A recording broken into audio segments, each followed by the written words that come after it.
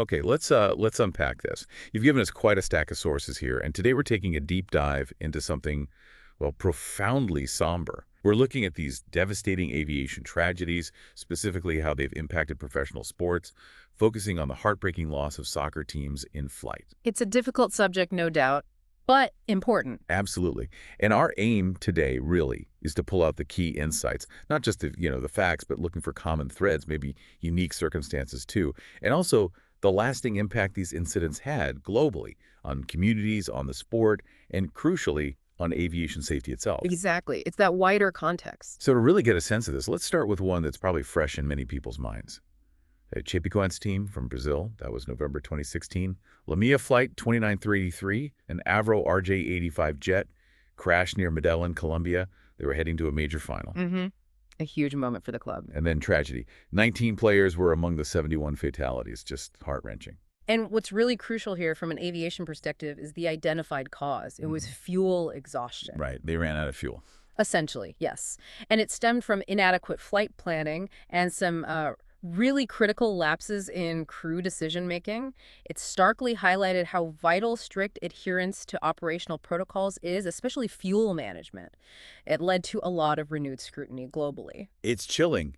And moving back in time, you see these terrible echoes, don't you? You really do. Think about the Zambia national team. April 1993. Another terrible loss. Their plane, a Zambian Air Force DHC-5D Buffalo, so Yep. military transport, went down off the coast of Gabon. All 30 people on board lost. 25 players. And again, en route to a crucial game, a World Cup qualifier against Senegal. The national hopes were literally on that flight. And the cause there. That was different, technically, an engine fire. But crucially, compounded by a critical error in pilot judgment during the emergency. So human factors again. Exactly. The recurrence of human factors, whether it's planning or execution under pressure, across different decades, different aircraft types, that's a really significant pattern. Failures in following emergency procedures, for instance. And that pattern, it just keeps appearing. Alianza Lima, the Peruvian team, back in 1987. Right, the Fokker F-27. Their Peruvian Navy Fokker F-27 crashed.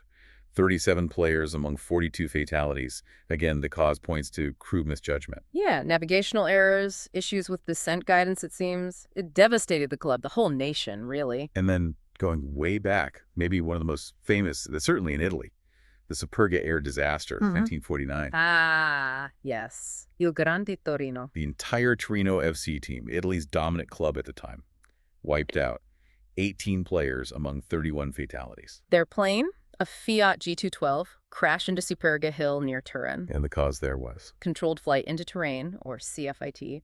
Basically, in low visibility, the pilots inadvertently flew a perfectly functioning aircraft into the ground because they didn't realize how close they were to the terrain. So putting all these together, what's the big picture?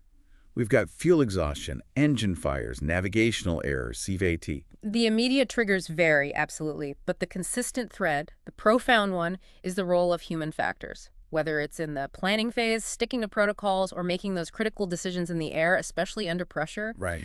And what's critical to grasp is that these immense losses, beyond the immediate grief, they often became catalysts.